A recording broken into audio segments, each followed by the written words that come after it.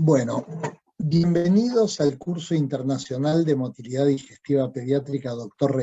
Ricardo Reynoso.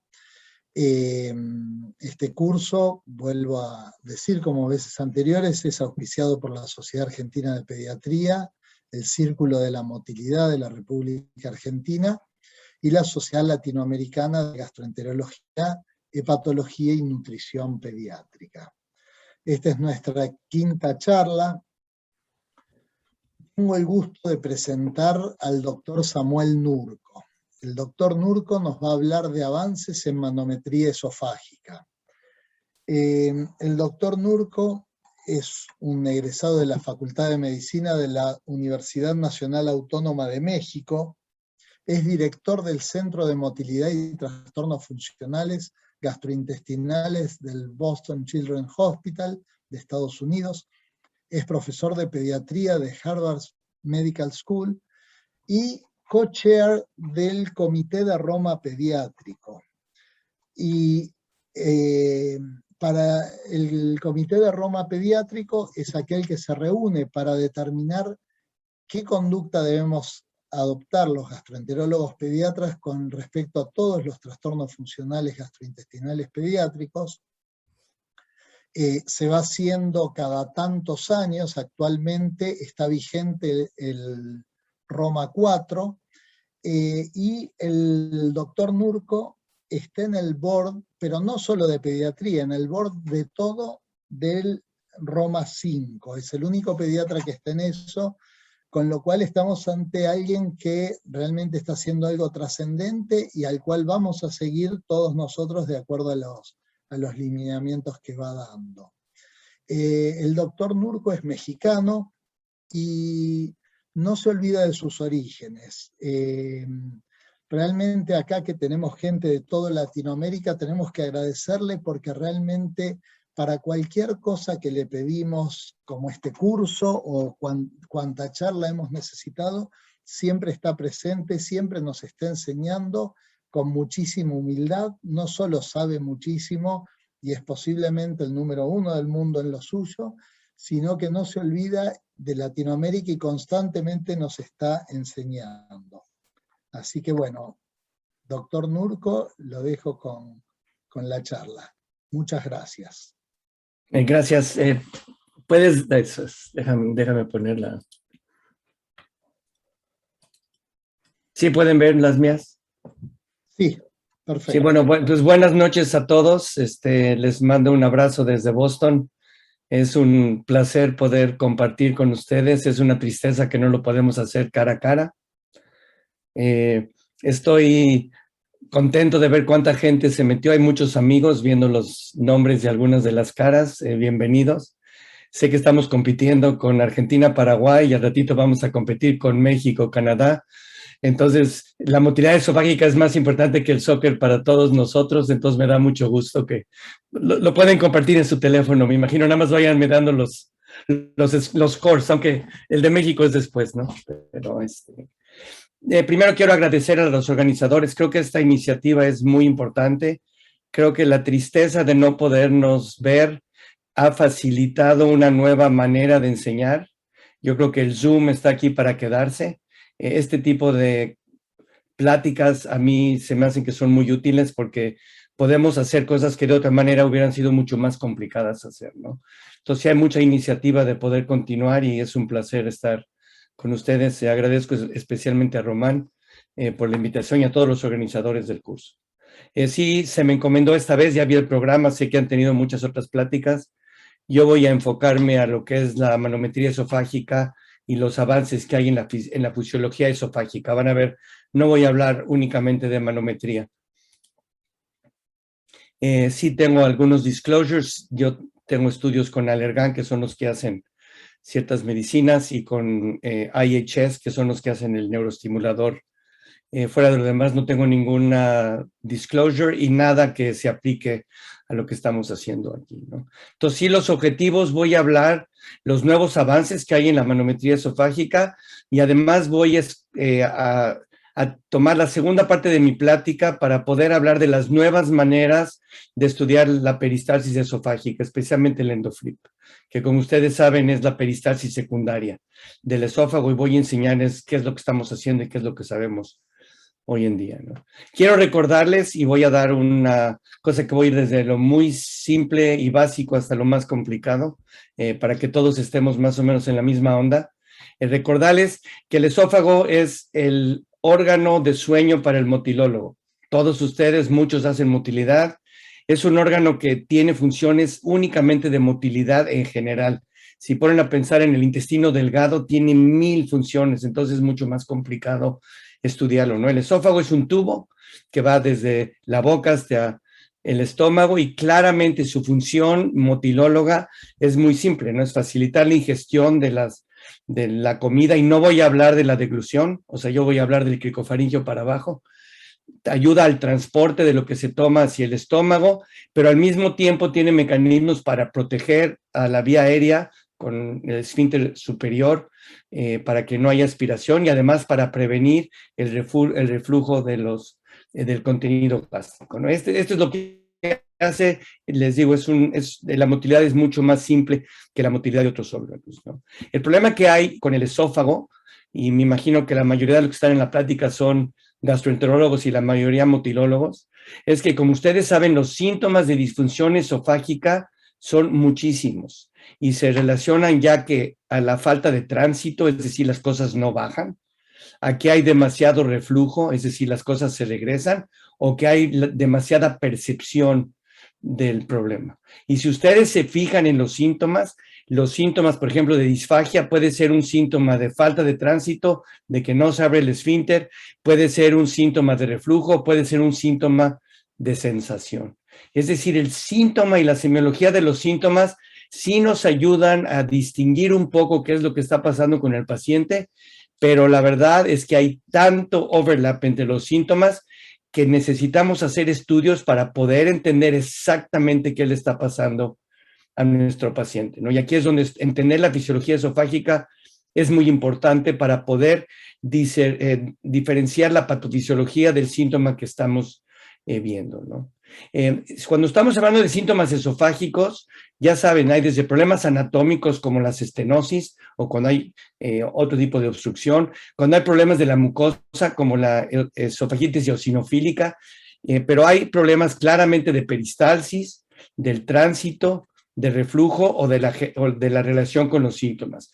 Mi plática hoy se va a enfocar únicamente a los problemas de la peristalsis, es decir, cómo se contrae el esófago, a los problemas de tránsito, es decir, qué pasa con la comida en el esófago, y vean, lo estoy separando. Peristalsis y tránsito sí están relacionados, pero son independientes. Y finalmente voy a hablar un poco de la importancia de la generación de los síntomas, es decir, el globo que se siente, la pirosis intratable, el espasmo esofágico. Entonces, de eso voy a tratar de hablar. No voy a hablar para nada de reflujo, eso podríamos hablar 8 horas. Me dijo Román que hoy tengo 4 horas para hablar, entonces van a ver que a eso me voy a dedicar. No, espero hablar 1 hora y luego que tengamos tiempo para discutir, ¿no? Cuando hablan de estudios esofágicos, la verdad, ¿para qué los usamos? Bueno, utilizamos la manometría esofágica en general o los estudios de función esofágica para entender la fisiología. Es decir, tenemos que saber lo que es la fisiología para poder entender lo que está pasando. Y ya que sabemos la fisiología, tenemos que estudiar para poder diferenciar lo normal de lo anormal. Y les voy a presentar los datos que nos permiten ayudar, y las áreas donde no sabemos qué es normal y qué es anormal, especialmente en niños, porque es muy difícil estudiar niños normales, ¿no? El otro problema que hay es entender la patofisiología del paciente en frente de nosotros. ¿Por qué está vomitando? ¿Es un vómito por obstrucción esofágica? ¿Es un vómito por falta de peristalsis? ¿O es un vómito que viene desde el estómago por reflujo o por gastroparesis? ¿O es un vómito por ruminación? No voy a hablar del estómago, pero entender la patofisiología del síntoma es muy importante, y la fisiología esofágica es muy importante para poder entender esto.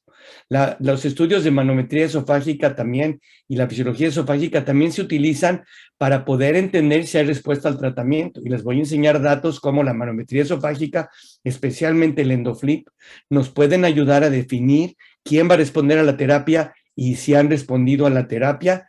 Y finalmente podemos utilizar la manometría y los estudios de función esofágica para ver si podemos predecir cuál es la terapia. Es decir, si tengo acalasia 3, probablemente no es lo mismo que acalasia 1. Si tengo una funduplicatura que está muy obstruida, no es lo mismo que una funduplicatura en un paciente sin peristalsis. Es decir, les voy a mostrar a lo largo de mi charla desde lo que es la fisiología normal, qué sabemos de la normal, y todo lo demás va a estar para entender la patofisiología de los síntomas y cómo podemos predecir la terapia o decidir qué tipo de terapia, ¿no? Entonces, la fisiología, como digo, me imagino que la mayoría son motilólogos, no quiero aburrirlos, nada más quiero repasar para recordarles que el esófago está dividido estructuralmente en dos partes. La parte superior es músculo estriado y las 2/3 partes, quizá un poco más, es músculo liso. Esto es importante porque la función del músculo es totalmente diferente. El músculo estriado es un músculo rápido, la inervación del músculo estriado es una neurona del cerebro a un músculo, como ven mi dedo, esto puedo hacer yo con el músculo estriado, esto no lo pueden hacer. El músculo liso es un sincicio, donde la inervación es más general, y ahorita voy a hablar un poco más. Y hay un área de transición donde el músculo estriado se junta con el músculo liso, y como decíamos, está diseñado para evitar el reflujo. Entonces hay dos áreas de alta presión, el esfínter esofágico superior, que es músculo estriado, esto es muy, muy importante, la presión depende del estudio de 60 a 125, luego hay un esfínter esofágico inferior, que es músculo liso, donde la presión en general va de 20 a 35, pero arriba de 10 se considera normal. La presión en el esófago en reposo es negativa, es decir, por el P. Cuando ustedes toman aire, la presión es negativa en comparación a la presión del estómago, ¿no? Y esto es muy importante porque cuando hablan de la patofisiología, es muy importante entender si el paciente que tenemos tiene problemas en el músculo estriado, en el músculo liso o en la inervación. Y hay padecimientos específicos que pueden afectar un área o la otra.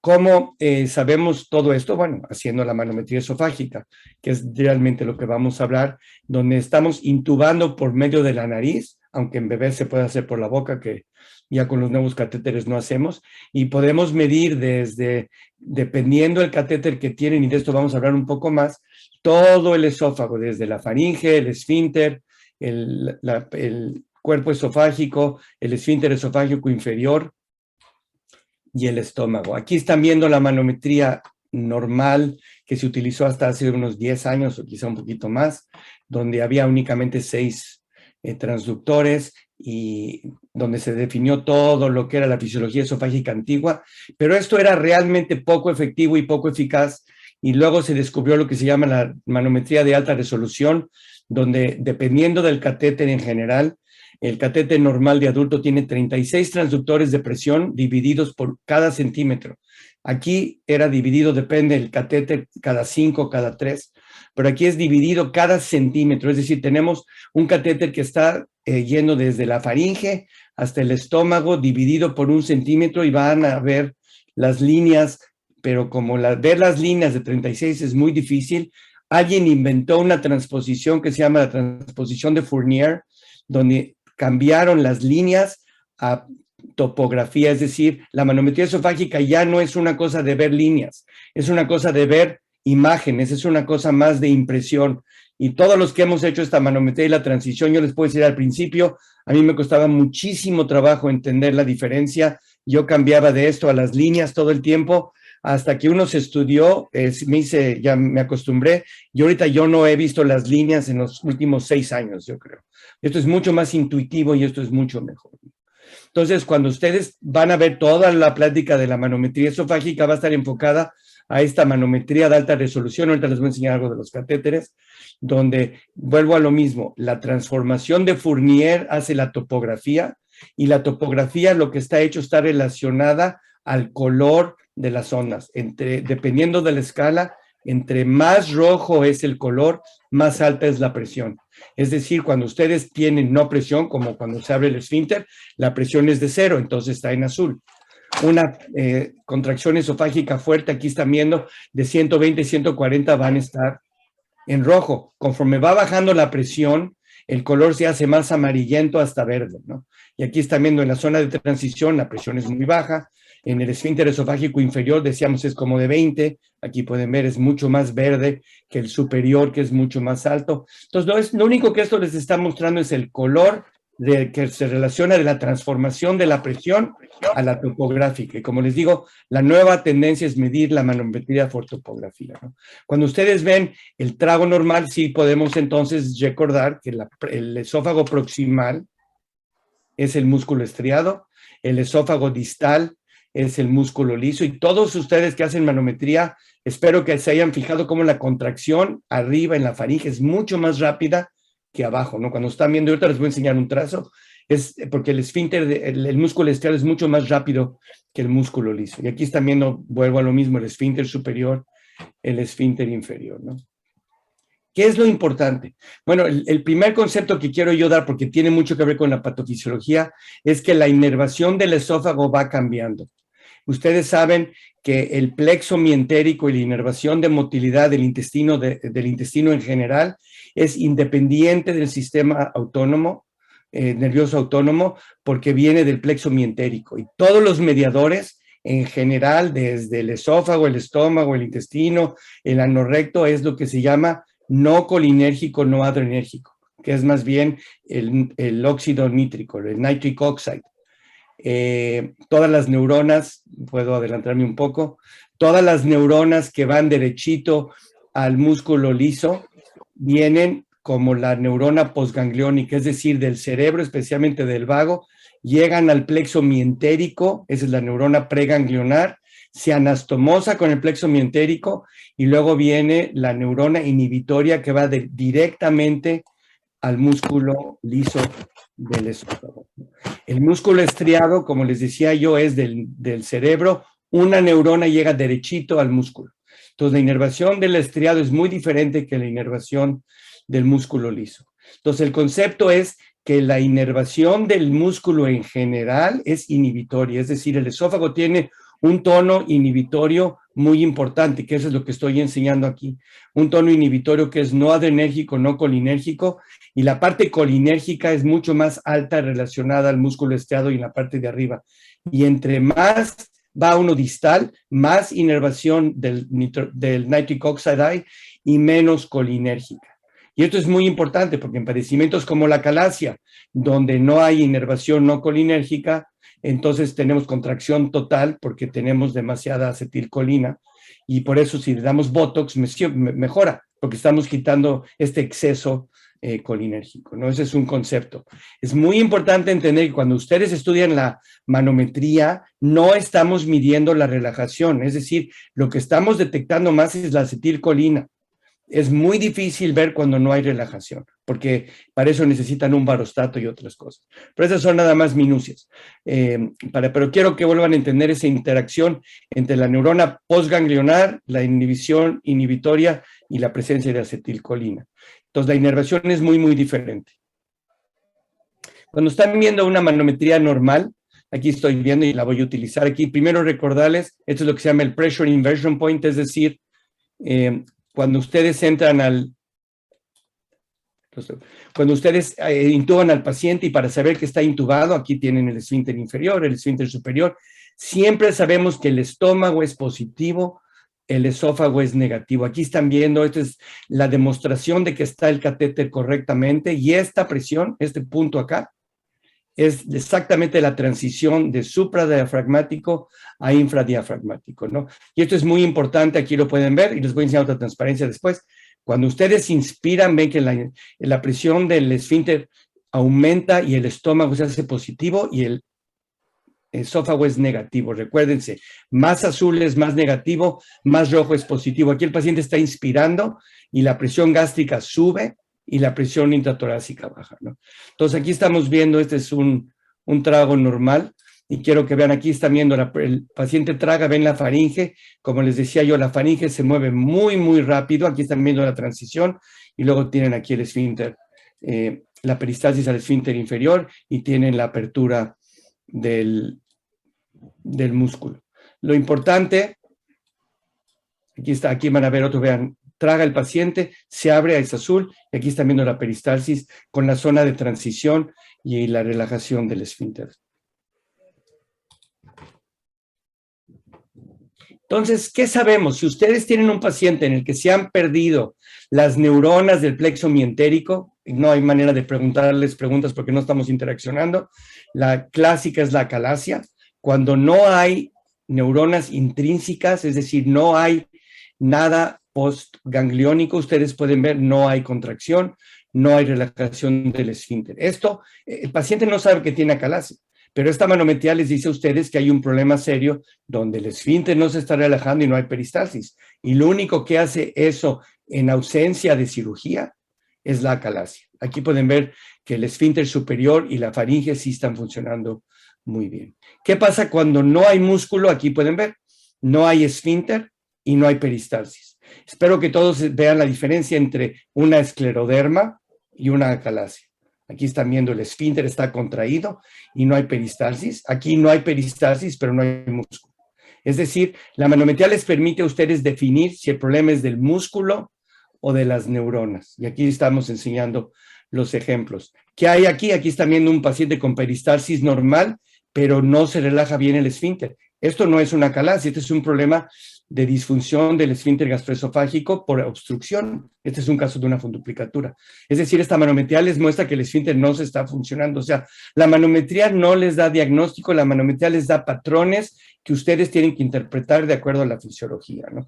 Y la misma manometría, esta podría ser una acalasia temprana, o podría ser una funduplicatura. O sea, ustedes necesitan tener un contexto de qué es lo que tiene el paciente, pero esta manometría muestra obstrucción de la unión esofágo-gástrica y una peristalsis muy espástica, ¿no? Aquí están viendo la normal, nada más para que puedan comparar. Entonces, ¿cuáles son las indicaciones, después de hablar un poco de fisiología, de la manometría esofágica basado en todos los conceptos que les he dado hasta ahorita? Bueno, es para diagnosticar los problemas primarios y secundarios del esófago. La mayoría de nosotros pasamos casi todo el tiempo buscando a los problemas primarios esofágicos, es decir, la acalasia es el ejemplo típico. Pero hay muchísimas enfermedades secundarias que estudiamos. Yo tengo muchos pacientes con fístulas traqueoesofágicas, veo muchos pacientes con escleroderma, tejido conectivo mixto, parálisis cerebral. Entonces ahí podemos entender un poco la patofisiología de estos problemas secundarios. Nos ayuda para entender si los síntomas que tiene el paciente están relacionados o no a problemas de motilidad, como la disfagia, el no poder tragar, la sensación de globo, el tipo de vómito, el dolor, el reflujo intratable. Es decir, volvemos a lo mismo para entender la patofisiología de los síntomas que tenemos, para poder ver si hay problemas anatómicos, como la hernia hiatal. Es decir, yo puedo ver el esfínter y ver dónde está el esfínter de acuerdo al diafragma. Nos ayuda para, después de un problema quirúrgico, como en el ejemplo que les enseñé, ver si hay una obstrucción esofágica y qué puedo hacer. Y les voy a enseñar un poco más de datos de esto. Si lo asocian con flujo, pueden ver el problema de tránsito con peristalsis. Y vuelvo a lo mismo, estoy dividiendo la peristalsis del tránsito y eso vamos a platicar después. Ayuda a ver si hay problemas de motilidad cuando no existe tránsito normal, es decir, si la neumonía o la aspiración que tenemos está asociada a problemas de falta de vaciamiento esofágico. Clásico ejemplo, la funduplicatura apretada, donde el paciente viene con disque reflujo, pero lo que tienen es aspiración por problemas de reflujo esofágico, no gástrico, es decir, la estasis del esófago, ¿no? Para poder ver si podemos predecir qué estudios, qué terapéuticas se tienen, y es muy importante para la ruminación. Estas son las indicaciones. Este es el artículo aprobado por el ANMS y el NASPAGAN, y este es un consenso que no ha cambiado, ¿no? Entonces, ¿cuáles son las características clínicas de la manometría en niños? Que sí quisiera yo recalcar, y pido perdón si estoy aburriendo a los muy especialistas, pero creo que es muy importante llegar a estos puntos, ¿no? Lo primero, siempre tienen que demostrar el punto de inversión de respiración. el Pressure Inversion Point, porque es la única manera de saber que el estudio es técnicamente bueno. Yo veo pacientes de todo el mundo y no tienen idea la cantidad de pacientes que me llegan a mí con diagnóstico de acalasia, donde yo abro el trazo y veo que nunca entraron al estómago. No tengo vista de rayos X, no estoy con el paciente, pero al ver el trazo, lo primero que busco es esto. Veo si hay evidencia de que cuando la paciente inspiró, ya sea a propósito o el niño en sus lloriqueos, si realmente está el esfínter aumentando la presión positiva del esfínter, positivo en el estómago y negativo en el cuerpo esofágico, ¿no? Y aquí lo están viendo, aquí están viendo claramente. Si ustedes no ven esta Pressure Inversion Point, no están en el estómago. Y yo les puedo decir, en mi vida he hecho muchísimas manometrías, probablemente puedo contar con las dos manos pacientes con acalasia en los que no pude entrar al estómago, y lo sabía por esto, y tuve que usar fluoroscopía o alguna otra técnica para poder demostrar que realmente estaba en el esófago. Cuando el paciente es muy anormal y muy complicado, necesitan seguir la técnica, ¿no? Y aquí están viendo, cuando el paciente toma, aquí se las estoy enseñando, positivo, negativo, y aquí lo están viendo, ¿no? Es una cosa técnica muy aburrida, pero muy importante, y es la única manera que ustedes saben si realmente están haciendo el estudio bien o no. La otra que quiero traer es este es uno de mis trazos favoritos, es lo que se llama el trazo de mariposa. Aquí están viendo a la mariposa. Este es un paciente en el catéter se dobló. Sí entró un poco al esfínter, aquí están viendo, pero se dobló y se salió. Entonces un espejo entre la parte de arriba y la parte de arriba. No están aquí viendo el esófago y el estómago, sino este patrón de mariposa es el clásico patrón cuando el catéter se dobla en el esófago. Mucho ojo, porque es muy fácil no darse cuenta, hay que ser muy metódicos, ¿no? Con lo que están haciendo. Finalmente, en pediatría hay muchas consideraciones técnicas. La primera, como ustedes saben, estamos amolados, ¿no? Nuestros pacientes no cooperan. En un adulto le dices traga, no traga, traga, no traga. Quiero que le digan es un niño de 5 meses, ¿no? Entonces no pueden hacer y están haciendo tragos repetidos, lo que hace que haya inhibición de la peristalsis esofágica.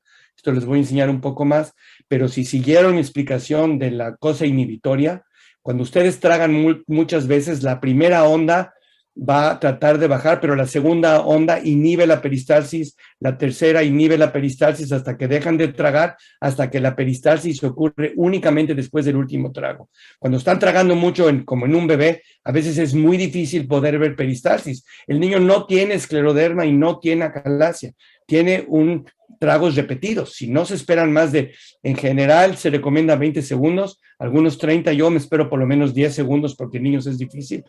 Tienen que tratar, si no, nunca van a poder ver la peristalsis. El corolario de esto también es que muchos pacientes tienen mucha ansiedad y los niños no cooperan, a veces es muy difícil. Yo en general tengo que dar sedación, particularmente a niños más grandes, porque la ansiedad relacionada a la manometría es muy complicada. En general los bebés, en mi experiencia, lo toleran mejor y usamos sedación. Ojo, la sedación cambia la manometría. La sedación que más se utiliza, que se ha mostrado no cambiar en general, es el midazolam. El Versed no cambia, la ketamina no cambia. Ya que empiezan a hacer otro tipo de sedaciones, si lo cambian, yo sé que hay centros que hacen manometría después de anestesia. Cuando el paciente se despierta, hay un estudio que muestra que no hay diferencia. Tienen que esperarse a que esté bien despierto el paciente, porque los agentes inhaladores quitan la presión, por ejemplo, el SIBO, la dexmedetomidine quita la peristalsis, el propofol baja la peristalsis, el fentanil quita el esfínter. Entonces, cuando van a hacer manometría, que pusieron el catéter con anestesia, tienen que estar muy seguros que el paciente está completamente despierto. El otro problema de consideración, yo estudio muchísimos niños con aspiración. Obviamente mis enfermeras me odian, lo menos que quieren es que el niño aspire. Todos los niños tienen evidencia en los tragos de video que aspiran. Yo sí les doy líquidos porque si no, no pueden evaluar. No estoy diciendo que a un niño con aspiración le doy 10,000, pero tienen que dar algunos porque si no, no los pueden estudiar. Estamos muy orientados tengo enfermeras especiales, tengo sedación, tengo oxígeno, tengo todo y por eso yo hago los estudios. No los hace una enfermera, no los hace una persona técnica. En mi práctica, todos los estudios los hago yo o los otros motilólogos que existen, pero no se les olvide, siempre está el riesgo de aspiración y tienen que tener muchísimo cuidado. ¿Cómo les van a dar de comer? La mayoría de los que yo veo, muchos pacientes, especialmente bebés, tienen que tener comida thickened, o sea, espesada. Entonces, no, es muy complicado darles comida no espesada, tienen que ver qué les van a comer. Entonces, aunque todo el estudio está hecho con solución salina, etcétera, etcétera, en bebés tienen que cambiar la aproximación porque tienen que hacer lo que es seguro para ellos. Y lo más importante, yo doy muchos sólidos, doy bombones, doy galletas, no se les olvide que tienen que mojarlos con sal para poder ver la impedanciometría. Si no los mojan con sal, no van a poder ver el bolo bajado. Entonces, yo sí hago, todo el mundo se ríe de mí, tengo mis graham crackers o galletas y las meto en sal, no saben muy bien, pero es lo que tenemos que hacer para que los niños, para que yo pueda ver cómo están bajando, ¿no? Y finalmente tienen que estar muy precavidos, estar listos a que va a haber complicaciones. Yo, gracias a Dios, toco madera, nunca he tenido una complicación mayor, entonces, pero sí tiene sus riesgos, especialmente en los niños más pequeños, ¿no? ¿Cuáles son los avances más importantes? Bueno, las técnicas han cambiado. Este es el estudio, este es el catéter típico de Medtronic para dar manometría con impedanciometría, 36 canales con la impedanciometría. Pueden ver el diámetro. Hoy en día se ha desarrollado un catéter mucho más pequeño, aquí pueden verlo, es de 6 French, 25 de presión, 12 de impedanciometría. Este catéter mide lo mismo que el catéter de impedancia. Aquí les estoy mostrando, este es un catéter de impedanciometría y este es un catéter de motilidad de alta resolución. Entonces pueden ver cómo ha cambiado y entonces yo puedo hacer con este catéter de alta resolución, puedo estudiar a los niños más pequeños. En general yo utilizo este catéter en niños de hasta los 6, 7 años y luego ya cambio al catéter de los adultos. Pero esto es lo que más ha cambiado, ¿no? Y vuelvo a lo mismo, este es impedancia. Este no es manometría y este es manometría, ¿no? Aquí están viendo el catéter, esa es mi mano. Aquí están viendo el diámetro del catéter y están viendo la presión. Este es un catéter diseñado especialmente para nuestros estudios, ¿no? Aquí están viendo un bebé. Bien, obviamente la mamá, nosotros ayudamos, las mamás los cargan, tienen que hacer mucho para que los niños estén tranquilos para poder darles de comer lo que necesitamos, ¿no? ¿Qué otra cosa hacemos durante la manometría? Además de hacer lo clásico de darles solución salina o agua, yo hago solución salina porque siempre veo la impedanciometría. Luego empezamos a hacer que el esófago trabaje. Estoy en un gimnasio y hago que mi esófago lo estreso, ¿no? Entonces, lo primero que hacemos es cambiamos las texturas. Lo primero que hacemos es darles texturas más espesas. Yo uso material viscoso que está bien diseñado y luego utilizo galletas, como les decía yo, con sal. Hay niños que odian la solución salina. Entonces, nosotros hemos hecho estudios con Gatorade o no sé qué hay en Argentina, en otros lugares, pero son estas bebidas más dulces. Hemos mostrado que en general el diagnóstico no cambia, la presencia de azúcar cambia un poquito la motilidad, pero nada que evite que yo lo haga. Entonces, si el niño no quiere tomar la solución salina, cambiamos inmediatamente a las soluciones como Gatorade, porque quiero hacer el estudio, no quiero tener a un niño gritando que no puedo hacer nada. Además de que cambio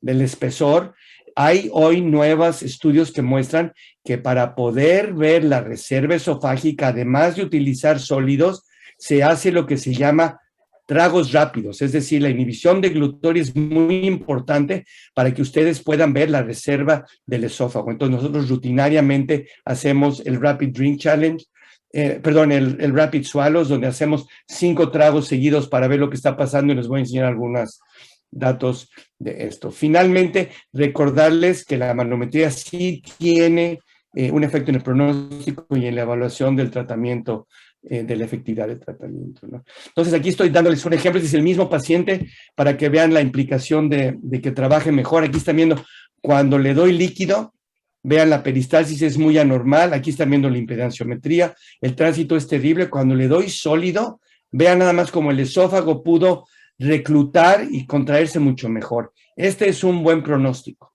Tengo pacientes al revés, donde los líquidos están bien y cuando yo empiezo a trabajar al esófago, el esófago deja de funcionar. Y es muy importante porque cuando están tratando de predecir disfagia, Estos estudios provocativos son los que les permiten hacer. Un paciente como este, yo no tengo ningún problema. El paciente al revés, que con líquidos está bien, pero empieza entre más sólidos, empieza a estar peor, ese es el paciente que me preocupa mucho más. Aquí está la inhibición de glutora que yo mencionaba, aquí están viendo los tragos, como les decía, la primera, aquí están viendo la peristalsis con un trago. Después del primer trago, viene el segundo, el tercero, el cuarto, el quinto, seguido uno del otro. Pueden ver que el segundo trago inhibe la peristalsis del anterior, el tercero inhibe hasta que deja de tragar el niño y ¡boom! Esto es lo que se llama la inhibición de glutoria. Esto es un fenómeno normal y esto es un fenómeno que nos habla de integridad neuroentérica. Cuando esto existe, quiere decir que los nervios y el músculo funcionan, y hoy hay muchos estudios que la presencia de la inhibición de glutoria normal es predictiva de pacientes que no van a tener problemas postoperatorios. Como yo les decía, en un bebé, si el bebé está tragando todo el tiempo, nunca van a tener una peristalsis simple porque un trago inhibe al que sigue. Aquí están viendo una inhibición de glutoria. Quiero que pongan atención acá.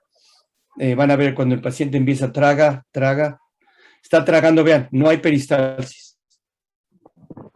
Sí, o sea, no lo estoy inventando, aquí lo están viendo, hasta que deja de tragar y entonces viene. El astuto me va a decir, doctor Nurko, el niño ya estaba tenía el esfínter abierto. Sí, ya este niño tenía un episodio de reflujo cuando tomé esta placa, pero pueden ver el esfínter se queda abierto todo el tiempo y aquí están viendo la inhibición de glutoria normal.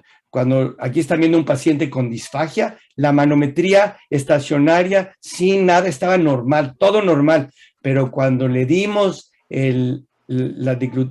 tratamos de ver la deglución inhibitoria, pueden ver cómo no había peristalsis.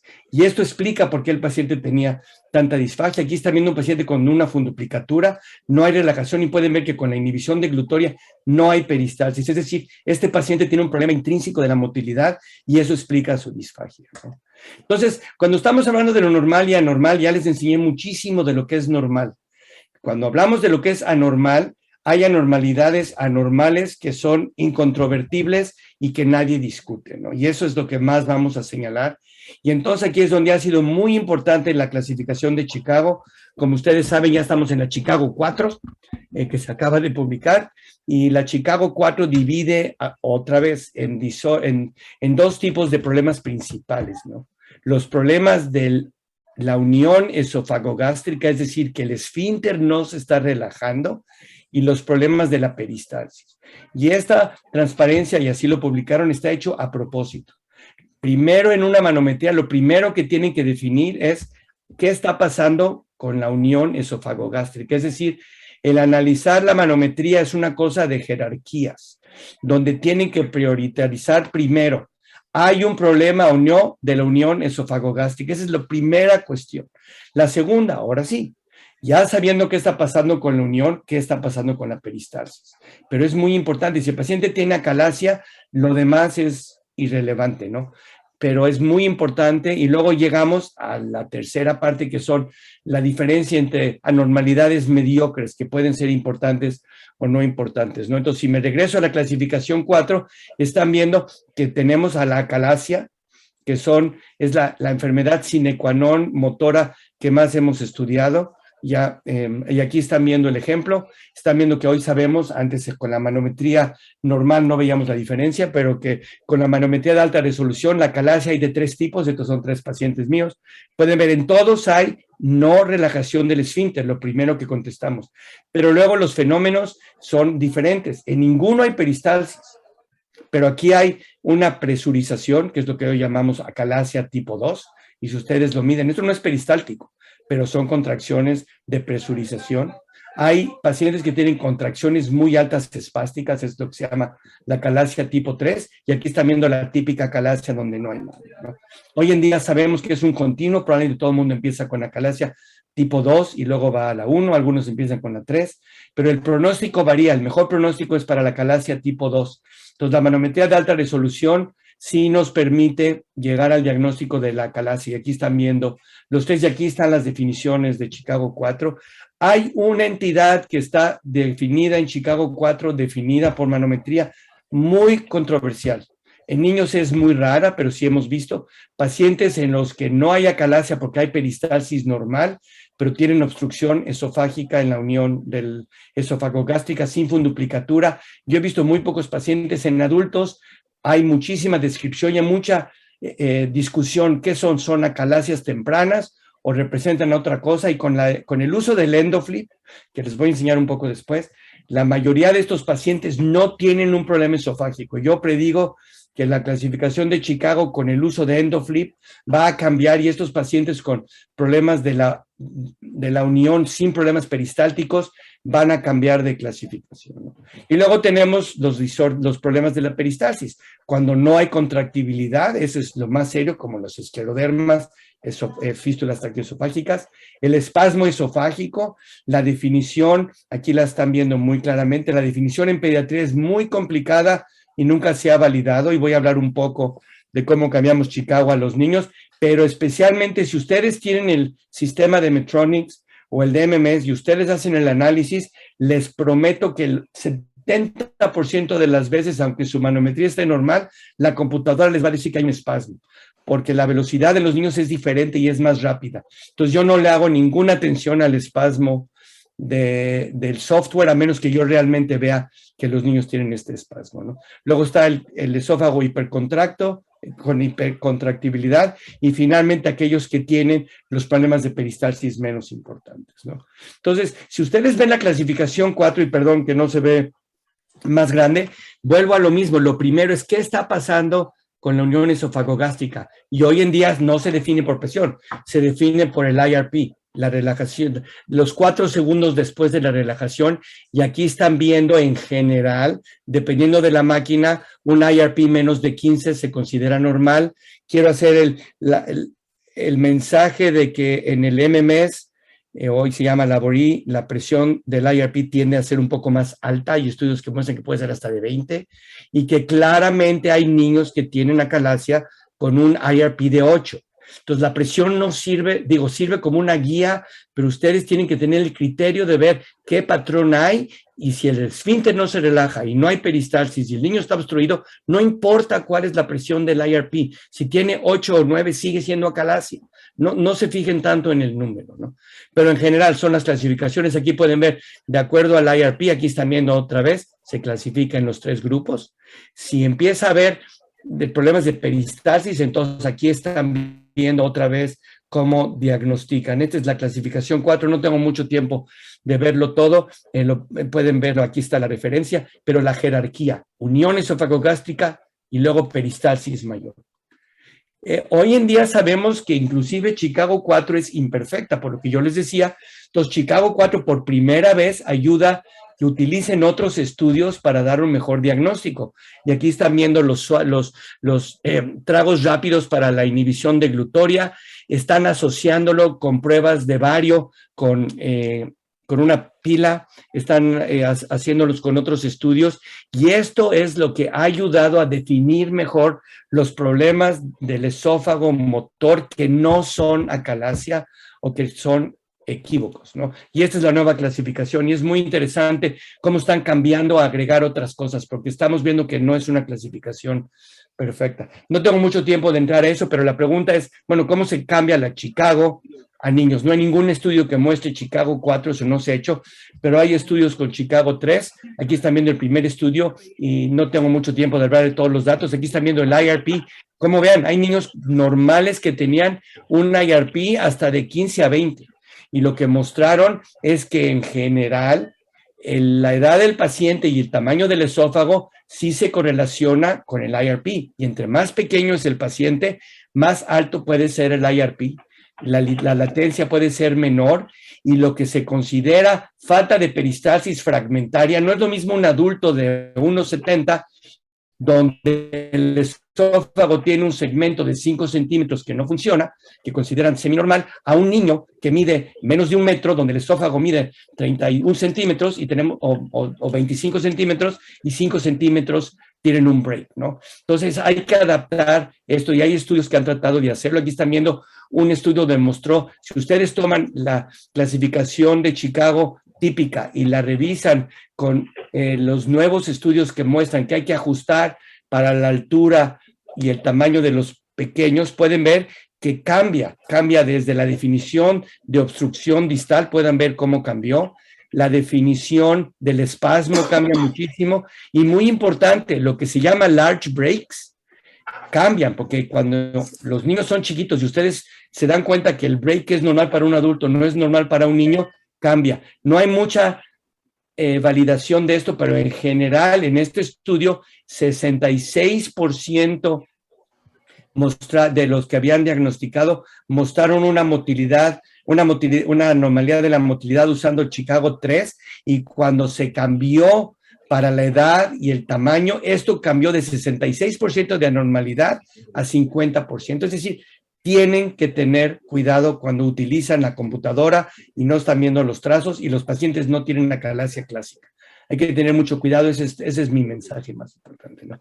Entonces, dado el tiempo, voy a cambiar ahorita el tránsito. La peristalsis es una cosa, pero cómo se cambia y se mueven las cosas es otra, porque los síntomas de disfagia correlacionan pobremente con los hallazgos manométricos convencionales. Es decir, necesitamos relacionar el tránsito con la manometría. Y aquí es donde todo cambió con la adición de la impedanciometría a la manometría. A mí personal, a mí me da mucha tristeza que Chicago no ha tomado a la impedanciometría en sus clasificaciones. Yo he hablado mucho con el doctor Pandolfino y todos ellos. No sé por qué no cambian eso. Yo creo que al futuro la relación de presión con impedancia es más importante. Y aquí están viendo, ustedes hacen impedanciometría esofágica, están viendo otra vez la peristalsis esofágica, ya lo saben. Y aquí están viendo la impedanciometría. El paciente tragó. Aquí están viendo el bolo del tránsito, cómo está cambiando. En el sistema de Medtronic, como ustedes saben, pueden tener las líneas, pero aquí están las líneas, pero lo han puesto con color, que es mucho más fácil de ver. Es decir, aquí están viendo el niño tragó la solución salina y aquí está viendo cómo tragó. Este es un estudio de impedanciometría junto con la manometría. Por ejemplo, cuando ustedes ven este patrón, bueno, aquí está el break del que hablábamos. ¿Es un break significativo o no es significativo? ¿Es importante o no es importante? Yo les digo que yo he visto todo. En este caso en particular, la falta de peristalsis es muy significativa, porque pueden ver que el paciente tomó y el líquido se quedó en el esófago hasta que el niño tragó. Es decir, la asociación de tránsito con manometría cambia totalmente la aproximación y el diagnóstico. Aquí están viendo dos pacientes con duplicatura diferentes. Este paciente no se abre la unión, pero vean que tiene un tránsito esofágico completamente normal. Es decir, los problemas de este paciente no están relacionados a obstrucción esofágica. Comparen con este paciente donde tiene la misma funduplicatura, pero no hay peristalsis. El tránsito es anormal y todo se queda en el esófago. Este es un paciente que estaba aspirando, no porque la funduplicatura dejó de funcionar como me la mandaron a mí, sino porque la funduplicatura estaba tan cerrada y la falta de peristalsis que estaba aspirando contenido esofágico. Es decir, la asociación de los dos nos permite estudiar. Y aquí están viendo inclusive lo que hablaba yo de los rapid swallows, como pueden ver cuando el niño traga puede haber una evidencia de tránsito anormal, pero cuando ustedes reclutan al esófago y lo hacen trabajar, aquí también este niño tiene un buen peristalsis. Pueden ver cómo el trago finalmente, después de la inhibición de glutoria, vino la contracción y vació totalmente el bolo esofágico, ¿no? Entonces, esta asociación permite clasificar en problemas de bolo y nos ayuda a entender muchísimo más lo que está pasando. Aquí están viendo un caso clásico de reflujo. Pueden ver aquí el esfínter esofágico inferior, se relajó, pueden ver la peristalsis, pero aquí pueden ver muy importante, aquí hay un reflujo, inclusive este es un reflujo donde es mixto, pueden ver gas y agua y pueden ver que el paciente no está tragando, es decir, nos permite detectar episodios de reflujo si están haciendo estudios o durante el estudio, y nos ha permitido definir la ruminación. Ruminación, aquí están viendo, la ruminación es aquel tic donde el paciente aumenta la presión intraabdominal, y aquí están viendo este paciente está subiendo el reflujo hacia la boca con el airwave que se llama. En este paciente, si son astutos, y ustedes que hacen motilidad van a decir, bueno, doctor Nurko, en este paciente hubo relajación del esfínter primero y luego hubo el airwave. Este es el clásico ruminación, tipo 2 de ruminación, y es lo que más se muestra.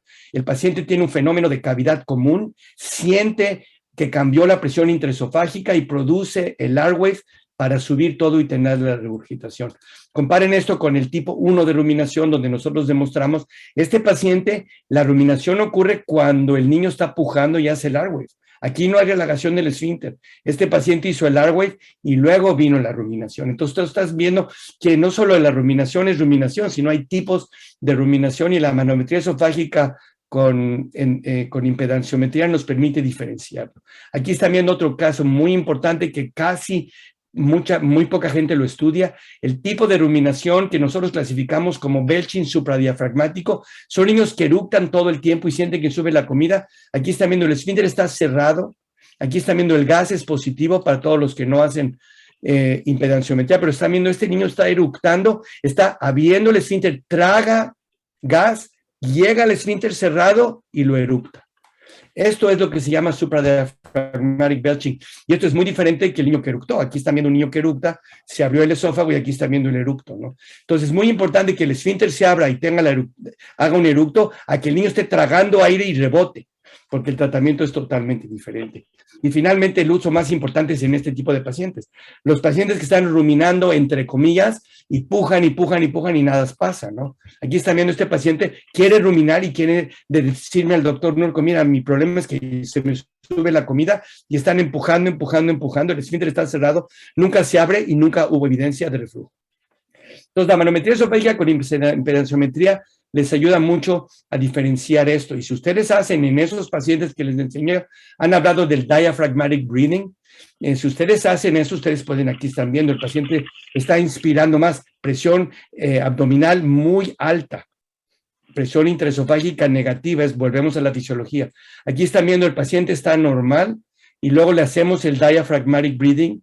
Aquí están viendo el ejercicio, lo hice en el laboratorio, mi psicóloga vino a ayudarme, y aquí están viendo la diferencia. Este es un paciente que estaba ruminando hasta la boca, y aquí están viendo el diaphragmatic breathing, y pueden ver que el tipo de que la ruminación bajó a la mitad, y eventualmente pudimos extinguirla completamente para que ni siquiera hubiera esta presencia. Vean la diferencia, este niño está mucho mejor. Ya no, esto fue en el laboratorio después de 5 minutos, pero cuando seguimos ya esto cambia. Entonces están viendo aquí el efecto del diaphragmatic breathing, cómo hace que se inhiba este problema, ¿no? Y finalmente la manometría les ayuda a ver si hay síntomas generados con los eventos esofágicos. Si ustedes hacen con impedanciometría, eso es lo ideal, porque de otra manera no hay manera de saber si hay reflujo o no. No tengo mucho tiempo de enseñar muchos datos, pero aquí están viendo el clásico reflujo, vuelvo a lo mismo. Se abrió el esfínter, hubo reflujo, el niño dijo, tengo pirosis. Y aquí tengo pacientes todo el tiempo con pirosis, espasmos, se les atora la comida y pueden ver que el esófago está perfecto, no hay ninguna relación entre el síntoma y el reflujo. Es decir, este es el functional heartburn que se llama, o el functional dysphagia o el functional globus. Son los pacientes con problemas de disfagia y problemas de motilidad o de reflujo intratable, donde el problema es sensorial, y en la manometría ustedes lo demuestran inmediatamente. El niño dice, aquí tengo reflujo, se me atoró en la galleta, y ustedes pueden ver que no hay ninguna diferencia. ¿Qué otras cosas en la manometría? Bueno, estamos estudiando más y más el esfínter esofágico superior. Perdón, estoy viendo el tiempo. El esfínter esofágico superior, aquí están viendo la relajación, estoy enfocándome ahí. Hemos mostrado, hay pacientes con acalasia real, que son muy raros. Nosotros esto le llamo yo el caballito de mar, porque se parece mucho al caballito de mar. Pero hay pacientes donde vemos cosas retrógradas, que no es la faringe, esto es la lengua, que está obstruyendo, o pacientes en los que no hay contracción faríngea. Entonces, estamos enfocándonos mucho más para entender la disfagia y los problemas de trago. La manometría esofágica también me permite ver si lo que se llama un vascular ring, o sea, los anillos vasculares son significativos o no. Aquí están viendo un niño con un anillo vascular, aquí están viéndolo, y pueden ver que la impedanciometría muestra que claramente lo que tomó el niño se le atoró en el anillo. Pero tengo muchos pacientes con la misma presión donde todo flujo. Entonces yo sé que si con la manometría puedo decidir si el anillo vascular es significativo o no es significativo. Puedo ver niños con espasmo. Aquí están viendo un niño con espasmo, con una contracción diafragmática donde el esófago se acortó. Este es músculo longitudinal. Entonces la manometría me permite diagnosticar muchísimas cosas, ¿no? ¿Qué otros avances hay? Que como la manometría no es tan fácil, queremos hacerla objetiva, y esto es lo que el doctor Pandolfino ha hecho toda la vida, y esto es lo que es Chicago, pero se está haciendo más y más por análisis de computadora. Ya hay nuevos estudios que están tratando de, por medio de la computadora, ver cómo funciona el esófago. El más utilizado en pediatría es lo que se llama el AIM análisis, y esto es para flujo. Es un análisis automático entre la impedancia y la manometría hecho por el doctor Omari, y nosotros lo utilizamos rutinariamente, donde están viendo por medio de la computadora y análisis específicos la relación entre la impedancia y la peristalsis de una manera muy sofisticada. Por medio de este software, él ha podido discriminar quién tiene problemas de penetrancia en relación a esto, y hay un reflujo de disfagia y un índice de disfagia donde podemos predecir hoy en día, de acuerdo a la presencia del bolo en el esófago, cuáles son los niños que tienen problemas del esfínter superior con aspiración. Se puede aplicar lo mismo para el esófago distal. Este es uno de mis pacientes, y aquí pueden ver que aquí la peristalsis se ve bellísima, pero cuando ustedes analizan realmente lo que está pasando con la unión y con el tránsito, pueden ver que el tránsito es anormal. Es decir, este es un estudio donde la penetrancia nos permite medir los flujos y otras cosas. Aquí están viendo dos pacientes con disfagia, aquí están viendo después de la funduplicatura. Cuando tienen un disfagia con la funduplicatura, pueden ver, este paciente no tiene disfagia ya, pueden ver la impedanciometría y la presión son normales. Este paciente se ve igual, pero tiene disfagia. Aquí pueden ver cómo la impedancia se queda ahí, ¿no? Entonces, este es nuestro estudio en pediatría, el primero que se hizo. De acuerdo a estas mediciones, sí podemos nosotros diferenciar a los pacientes que tienen problema de la bomba, es decir, la peristalsis es baja, con los que tienen problema de obstrucción, donde la presión es alta, y el tratamiento es diferente. El tratamiento de este niño es muy diferente que el tratamiento de este niño, y esto no lo sé yo por los síntomas. La única manera es con la manometría. Entonces, si tiene peristalsis baja, puedo dar agentes prokinéticos, betamecol, procaloprida. Si el problema es la obstrucción, puedo dar dilatación, botox. Otra manera de medirlo, y hoy en día el Medtronic se está empezando a hacer, es lo que se llama la integral de la impedancia esofágica. Es lo mismo que el AIM análisis, pero esto se los va a dar. Está hablando de lo mismo, dice cuánto tiempo se quedó el bolo esofágico, y pueden ver ustedes que sí pueden poder clasificar de acuerdo a estas mediciones si el paciente tiene disfagia o no tiene disfagia. Nosotros estudiamos nuestros pacientes y pueden ver que comparando acalacias tratadas y no tratadas con síntomas, el utilizar estas mediciones tan sofisticadas nos permiten decir qué paciente tiene un problema real de obstrucción y no de obstrucción que requiere tratamiento, ¿no?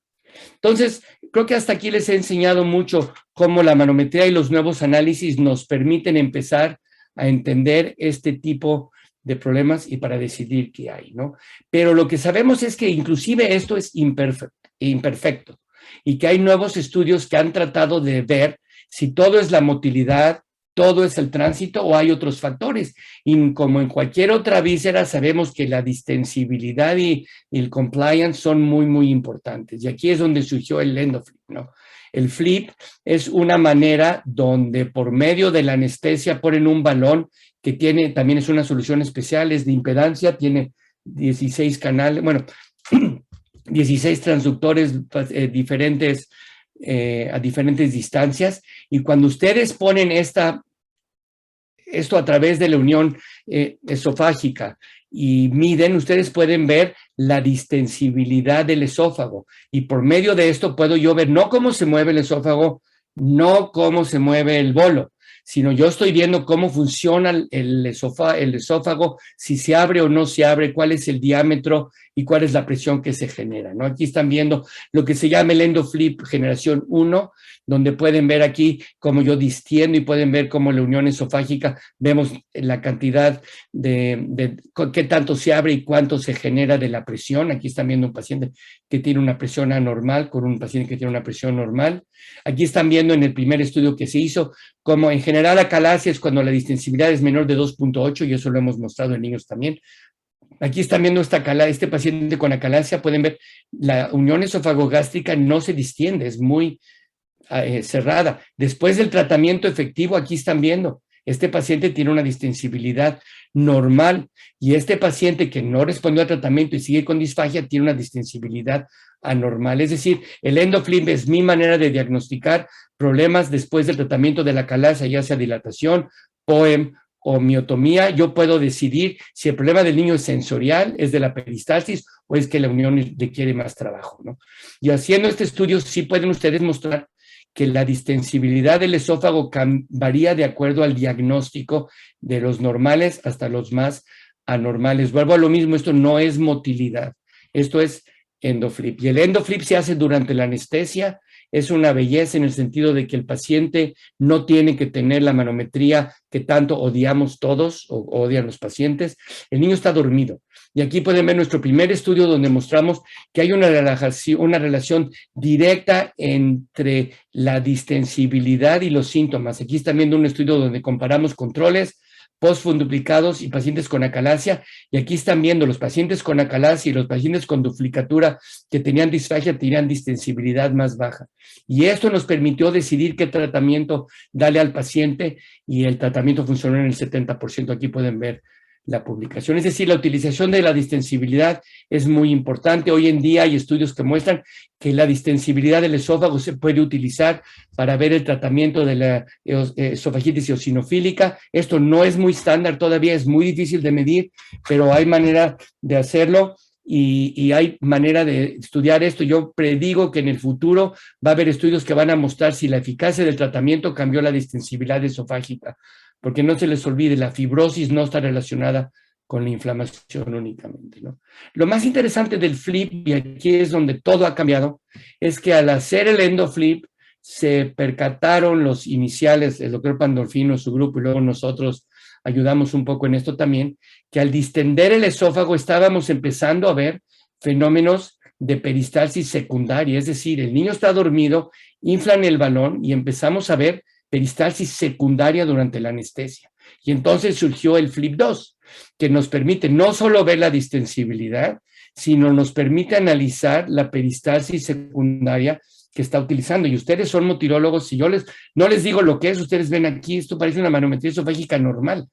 Pueden ver la peristalsis, el esfínter se abrió. Esto es sobre anestesia con el endoflip, ¿no? Entonces, esto surgió lo que se llama la panometría. La panometría es el estudio de motilidad durante la anestesia utilizando el endoflip, y hoy se ha mostrado que ustedes pueden ver peristalsis secundaria normal, como están viendo aquí, con relajación. Hay pacientes como acalasia, donde puede haber un poquito de contractilidad, pero no hay lo que se llama RACs, es un nuevo repetitive antegrade contractions. Aquí están viendo, este paciente tiene no gran cosa, este paciente tiene falta, esto es una clásica acalasia, y luego hay pacientes que tienen contracciones retrógradas, esto es muy anormal, ¿no? Entonces, estos son pacientes míos, aquí pueden ver pacientes normales, pueden ver aquí cómo hay la peristalsis normal, secundaria, anestesia, vuelvo a lo mismo. Aquí están viendo el esfínter se abrió. Este es un paciente con una funduplicatura que no se abrió el esfínter y la peristalsis está anormal. Aquí pueden ver un paciente con acalasia tipo 2, donde vuelvo a lo mismo, no se abrió para nada, y la peristalsis, y aquí están viendo un paciente que tiene un problema de músculo liso, ¿no? Pueden ver que la presión es baja, aquí vuelvo a lo mismo, hay relación entre el color y la intensidad, y no hubo ninguna peristalsis, ¿no? Para todos los que no han visto endoflip, aquí les voy a mostrar yo, vuelvo a lo mismo, el paciente está anestesiado, y yo estoy inflando el balón, y aquí están viendo, cuando se inicia, quiero que vean, aquí están viendo la contracción del esófago bajo anestesia durante endoscopía. No sé si lo captan los que hacemos manometrías. Para mí esto es fascinante, que yo puedo hacer esto. Mi idea es que a la larga, lo que llamamos el point endoscopy, cuando el paciente venga a su primera endoscopía por disfagia, le podamos hacer el endoflip y la biopsia al mismo tiempo y tener el diagnóstico, si tiene problema motor, no tiene problema motor, niños con angustia, niños con autismo, o sea, hay 1000 usos para eso. Aquí les estoy enseñando cómo están viendo, vuelvo a lo mismo, peristalsis secundaria y la unión esofagogástrica. Aquí les voy a mostrar, este es un paciente con acalasia, y yo estoy pasando un poco de tiempo, pero aquí me voy a ir un poco, aquí están viendo, la distensibilidad es muy baja, y no hay peristalsis. Esta es la clásica manera de diagnosticar acalasia. Durante la epidemia de COVID, donde no podíamos hacer manometría y empezamos a hacer endoscopía, yo diagnostiqué muchas acalasias únicamente por medio del endoflip, como pueden ver aquí. Esta es una acalasia después del tratamiento, que seguía con síntomas de disfagia. Vean aquí, este es un paciente, no tiene peristalsis, pero vean el esfínter.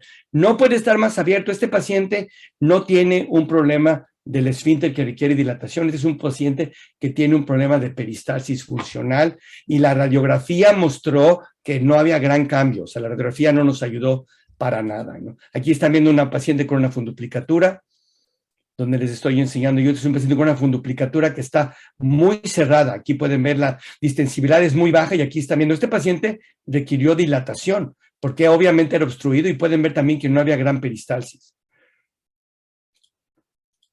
Aquí estoy viendo, este es otro paciente para que vean otra funduplicatura.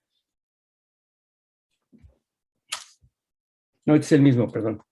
Este es otro paciente con una funduplicatura. Pueden ver, es la misma otra funduplicatura, pero esta funduplicatura sí se abre. Aquí están viendo, sí se abre y tiene un poco más de peristalsis. También tiene peristalsis anormal, pero este paciente tiene una distensibilidad normal. Este paciente no se dilata. Este paciente requiere un tratamiento con prokinéticos o otro tipo de tratamientos. Entonces, lo que yo estoy diciendo es que el EndoFlip nos va a permitir definir la terapia en pacientes que fueron tratados que tienen ciertos problemas de la unión. La pregunta de los 64,000 pesos es, ¿voy a poder hacer EndoFlip y olvidarme de la manometría para siempre? Y esa es la discusión. Les voy a enseñar los datos, cómo se correlacionan con manometría. Este es el estudio del doctor Pandolfino. Fíjense, ellos mostraron, tenían muchísimos casos, que yo nunca voy a poder tener ese número, pero yo he hecho casi 100 con las dos. Pueden ver que aquí están viendo los resultados de la manometría normal, fueron normal en 70% de los pacientes, motilidad inefectiva en 10 de los pacientes y problemas de la obstrucción en 18%. Todos los pacientes que tenían esto tuvieron peristalsis secundaria normal, es decir, el EndoFlip fue normal. Es decir, no es perfecta la correlación y la duda es, ¿qué es más significativo? ¿Esto o el EndoFlip? Y ahí es donde está la controversia. Doctor Pandolfino les va a decir que esto es más significativo. Yo soy más conservador. Yo creo que las dos cosas son complementarias, ¿no? Aquí están viendo 23 de los pacientes, ellos 21%, tenían problemas anormales en la manometría, pero él hizo estudios de trance y otro y mostró que no eran significativos. No sabemos cuál es la respuesta. Nosotros acabamos por primera vez de hacer un estudio que no se ha hecho ni en adultos todavía, donde analizamos los problemas de la panometría, es decir, la peristalsis secundaria, y lo comparamos con el análisis sofisticado de impedanciometría con manometría. Y aquí pueden ver que la presencia de RACs sí se correlaciona con un flujo mejor. Aquí están viendo el flujo mejor. Es decir, si hay una relación entre los RACs y el flujo, hay una relación entre los RACs y la distensibilidad, y una relación entre la falta de distensibilidad y qué tan fuertes son las contracciones. Es decir, nos va a permitir a la larga llegar a una conclusión, pero todavía es muy temprano. Aquí están viendo el estudio donde estamos comparando los flujos, aquí están viendo todos los controles, tenían un flujo normal, los pacientes con dismotilidad tenían un flujo anormal, y mostramos que sí había diferencias significativas en el tránsito, obviamente, ¿no? Por definición, los acalacias son peor, pero sí hubo una relación entre el diámetro en EndoFlip, la distensibilidad y cómo se vació el esófago en la manometría, especialmente para sólidos. Es decir, esta peristalsis secundaria sí tiene una importancia. La presencia de los RACs y la relajación fue el mejor predictivo de que la manometría iba a ser normal, pero cuando no hay RACs, todavía hay manometría, es decir, todavía estamos en el punto de que las dos cosas son, como yo digo, complementarias. Son complementarias. No sabemos cuál es la significancia de los problemas secundarios de peristalsis. Yo creo que vamos a empezar a definir problemas motores esofágicos que van a ser diferentes de la clasificación de Chicago 4 y va a haber problemas exclusivos de la peristalsis secundaria.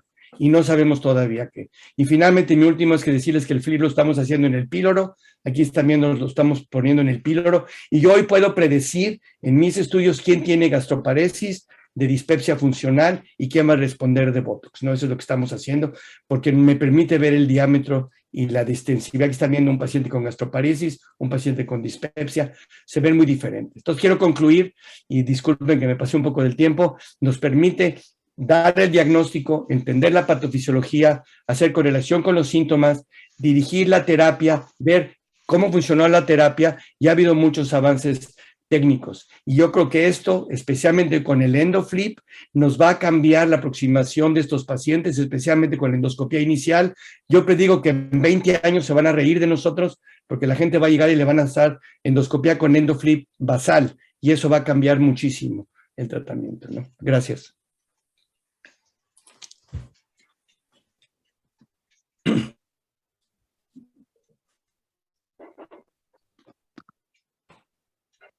No sé si hay preguntas o no sé cómo lo quieren manejar o comentarios. Okay. Bueno, muchísimas gracias, Samuel. La charla me pareció fantástica, muy esclarecedora, de menor a mayor, porque empezaste explicando cosas básicas que eran muy necesarias porque la audiencia es muy, muy amplia, y terminaste con cosas que hemos aprendido todos. Yo creo que el neófito aprendió mucho y el motilólogo también. Acá había una pregunta del doctor Di Taranto. Andrés. Doctor Nurko, ¿qué tal? Buenas noches. Bueno, muchas gracias por su charla. La verdad que un placer escucharlo. En el centro donde trabajamos tenemos el laboratorio de motilidad, se hace GPOEM, y hemos tenido cierta experiencia con EndoFlip, y ahora estamos teniendo nuestras primeras experiencias con el ESOFlip. La pregunta es con respecto a acalasia, si está haciendo algún control posterior y en qué protocolo está usando para medir la distensibilidad posterior al GPOEM o a la miotomía inmediata en pediatría, ¿cómo lo está manejando? Sí. Y la segunda, que es muy interesante, como un cross-section area, o sea, una planimetría que al principio nos daba el EndoFlip, cómo a través de los racks y la comprensión más profunda empezamos a ver esta suerte de, no sé si decir homologación o paralelismo entre lo que es periferia.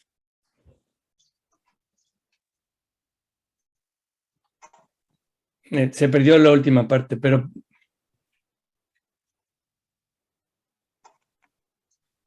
Bueno, ¿sí me escuchan?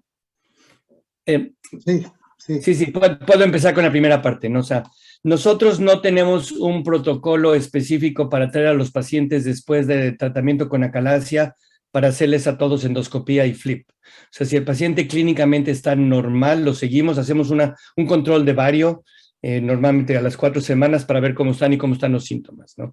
Si el paciente tiene síntomas, entonces sí lo estudiamos de nuevo, pero yo tengo muchos pacientes que no los hemos vuelto a estudiar hasta que no desarrollan síntomas, ¿no? Por lo invasivo que es la anestesia. Y a todos mis pacientes, si yo los invito a regresar a la manometría esofágica, me van a dar patadas como si fueran delanteros de soccer, ¿no? Nadie quiere repetir el estudio de la motilidad, ¿no? Durante el POEM, nosotros no hacemos GPOEM, o sea, GPOEM es por definición del píloro, ¿no? Nosotros no hacemos GPOEM todavía, pero cuando hacemos el POEM, yo estoy en presente, yo hago un EndoFlip basal, ellos hacen el POEM, y como ustedes saben, los estudios han mostrado que la acalasia responde mejor si la distensibilidad después del tratamiento de la acalasia está idealmente arriba de 6 o 7 de distensibilidad. Entonces es lo que hacemos durante el POEM nosotros. Acaban ellos el POEM y yo llego y mido, y ha habido casos donde yo les digo, sabes que no es suficiente, tienes que hacer más miotomía. Si la distensibilidad no está arriba de 6, nosotros seguimos adelante hasta que lo logramos. No hay ningún estudio prospectivo, pero en general esto es lo que los adultos han mencionado. Gracias. Gabriel Solsi.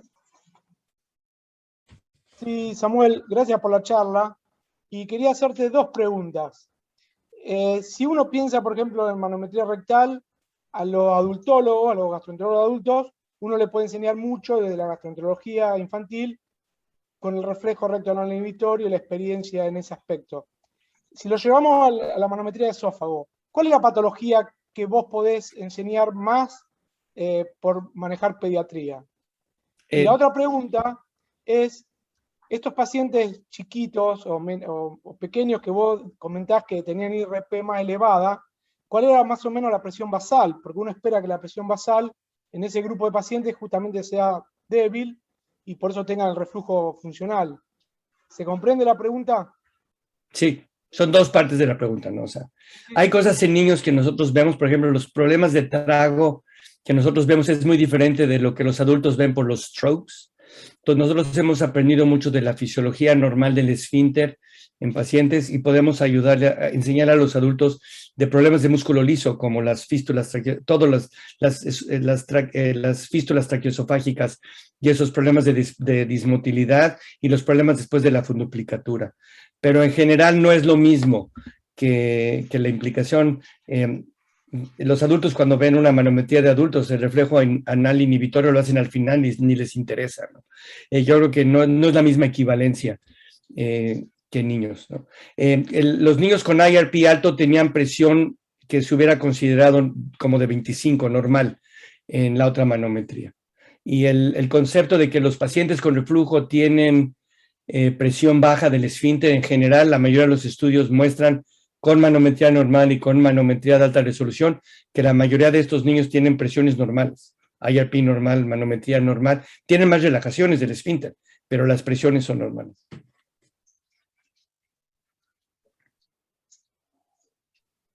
Doctora Zubiri.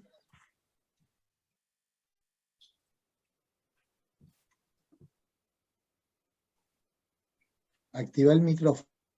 Ahí. Hola, ahí se escucha. Hola, ¿Se escucha? sí. ¿Qué tal, doctor Nurko? Hola, un placer escucharlo.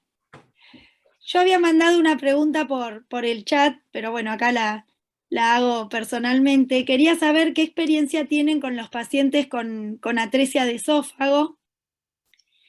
Nosotros vimos en un trabajo que hicimos, que lo hicimos en pacientes adolescentes, que los que tienen peristalsis distal durante todo el transcurso de su vida habían estado mejor, sin tener esofagitis, sin necesidad de ninguna cirugía antirreflujo, y que los que tenían peristalsis, todo lo contrario.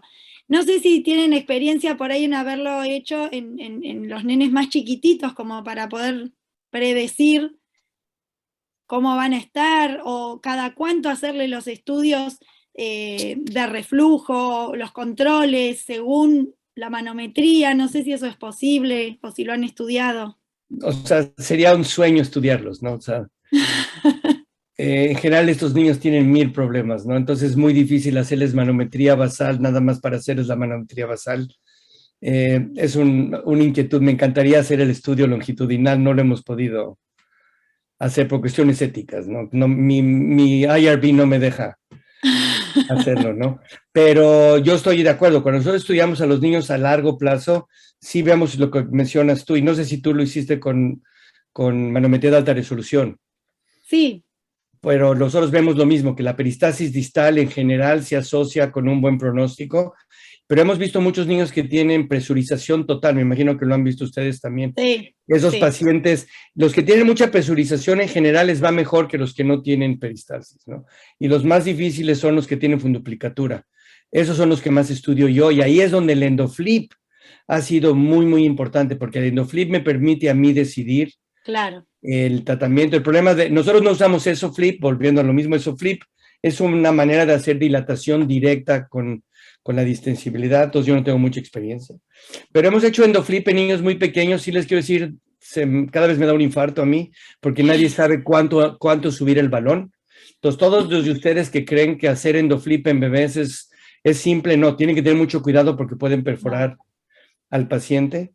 Entonces nosotros usamos la presión con la que sube. El niño más pequeño que he hecho yo probablemente es de 1 año, pero tratamos de no, porque los balones son mucho más grandes, que son balones de poca presión, ¿no? Pero sí, y el balón del endoflip es más grande que el niño, ¿no? Entonces, claro, hay muchas preguntas, pero yo creo que si ustedes pueden hacer el estudio basal, hay estudios anteriores donde la gente por la gastrostomía se metió al esófago distal y metió el catéter viejo de manometría antes de la cirugía. Y mostraron que la presencia de peristalsis se asociaba con buen tratamiento, pero que había pacientes que ya antes de la cirugía no tenían peristalsis. Entonces es muy complicado si es resultado de la cirugía o primario, pero yo estoy de acuerdo. La evidencia nada más que tienen que hacerle endoscopía al primer año, esas son hay guidelines de cómo tratar a estos pacientes, ¿no? Pero la manometría no es parte Todavía, a lo mejor lo cambiamos. Todavía. Todavía. Bueno, gracias. Doctora Amanda Varela. Hola, sí, buenas noches. Excelente su conferencia. Muchísimas gracias, doctor Nurko. Yo le quería hacer algunas preguntas con respecto a la rumiación. Usted comentó, bueno, de rumiación primaria y ondas de rumiación secundaria. Con respecto a la primaria, comentó las distintas variantes. Con respecto a esas variantes, ¿qué implica la diferencia en el tratamiento? Si hay alguna relación con el tratamiento. Sí, es muy importante. Por ejemplo, en la secundaria, donde el esfínter se relaja primero y sienten la presión, nosotros utilizamos mucho más baclofeno, porque eso evita que hayan estas relajaciones, ¿no? En los pacientes con la primaria quitamos más la cosa sensorial y utilizamos otro tipo de medicinas. No hay ningún estudio que muestre que lo que te estoy diciendo yo es correcto. Todavía es vudú, no te lo puedo demostrar, pero mi experiencia es que los niños que responden mejor a baclofeno son los que tienen la ruminación secundaria, que es la más típica, ¿no? Porque tienen el reflujo, la relajación del esfínter, puede o no haber reflujo, pero cambia la presión intratorácica, ¿no? Pero a la larga yo creo que sí se van a poder fenotipicar los pacientes y tratarlos diferentes. ¿Puedo hacerle otra pregunta? Con respecto a EndoFlip y esofagitis eosinofílica, ¿hay alguna experiencia? ¿Tiene usted experiencia? ¿Cuál sería? Yo tengo experiencia, hay 2 estudios en pediatría hechos por la doctora Musa y el grupo de Denver, donde mostraron claramente la distensibilidad esofágica está disminuida comparado con controles, ¿no? Es muy difícil porque tienen que medir la distensibilidad de cada segmento esofágico.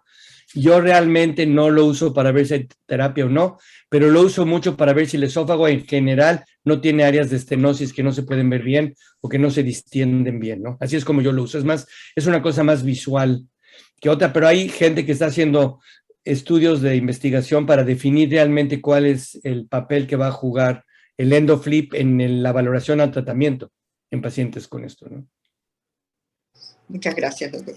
Sí, por eso aprovecho para preguntarle a Ceci si ese artículo que me mencionaba lo publicó o no lo publicó, porque hay que publicarlo, es importante, ¿no?